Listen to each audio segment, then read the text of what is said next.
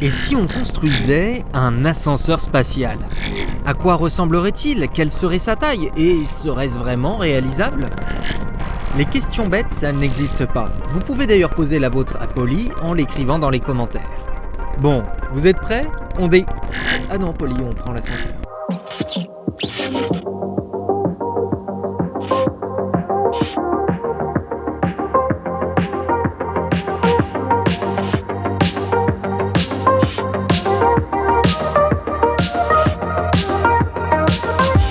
Le concept de l'ascenseur spatial n'est pas nouveau. Il existe depuis 1895, inventé par le père de l'astronautique, le russe Konstantin Tsiolkovsky.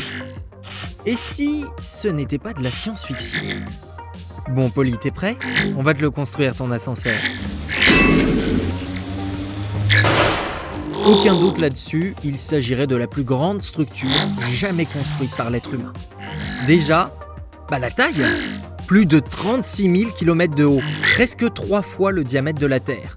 Pourquoi? Parce que c'est l'orbite géostationnaire. En partant de l'équateur et en profitant de la rotation de la Terre, cela nous permettra de mettre n'importe quel objet, comme Polly, en orbite.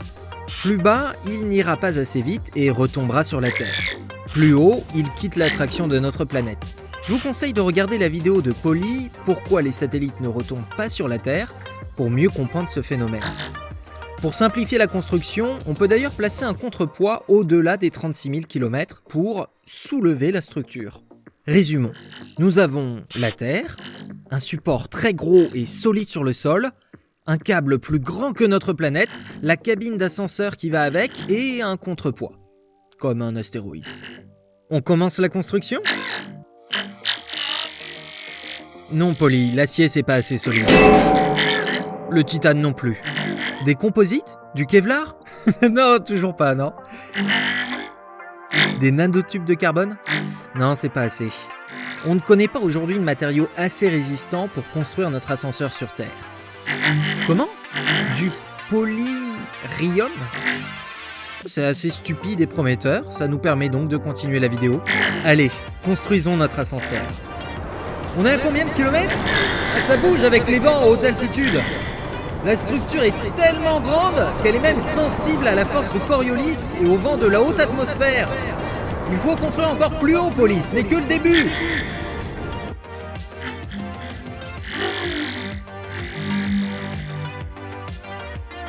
Attention! C'était un satellite, non?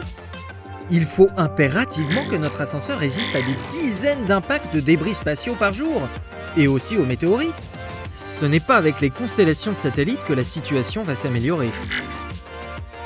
Ah, Polly, on franchit les ceintures de Van Allen.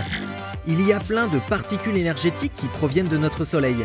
Si on veut emmener des humains, il faudra en plus un sacré bouclier.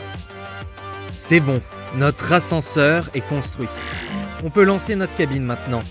Elle pèse tout de même plusieurs tonnes. Admettons qu'elle aille à 200 km/h, ce qui est déjà très rapide pour un ascenseur. Elle va mettre plus d'une semaine avant d'atteindre l'orbite. Et il faut de l'énergie pour faire ça. Impossible de faire venir de l'énergie de la Terre, la distance est trop grande. Il y a beaucoup trop de pertes. On va mettre des panneaux solaires ou une petite centrale nucléaire. Comment, Polly? Tu veux utiliser un moteur qui fonctionne au polyrium? Bon, Polly, tu racontes n'importe quoi, c'est de la science-fiction. Sur la Lune ou un astéroïde, ça serait peut-être possible, mais pas sur Terre. Alors, tais-toi et range ta chaîne.